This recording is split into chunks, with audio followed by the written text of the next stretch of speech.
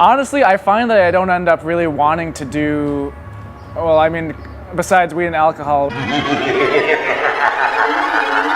which are kind of very low-level things. I find myself not really interested in like drugs on the tour because it's such like a there's no place you could kind of go sit down that's your own space. You can't really get that much personal space, so I feel like I'd freak out if I did it on the road. But I mean, there was a time where right before we left, we were actually in hometown. It wasn't even offered it from a tour friend, it was just like a home friend. It was it's L.S.A, which was like these like Hawaiian baby rosewood seeds. It's basically LSD, but it's in seed form.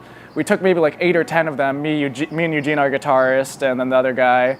And then like we weren't gonna tell anyone in the band, we were just gonna trip and leave that day, have our whole thing going, whatever.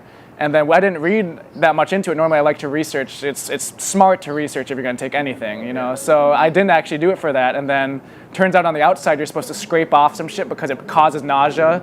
And I didn't read that, so maybe 2 hours in or so, after I have to back out the trailer without anybody knowing out of our driveway and stuff, while on it, we get the other dude to drive. He goes to the gas station, he says, hey, can you help me with the tires?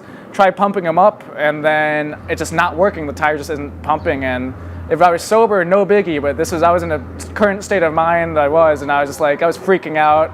The air from the fucking tire thing started making me vibrate, and I just like, okay, fuck this. I literally threw up. It was just like, terrible time. Tales of Tour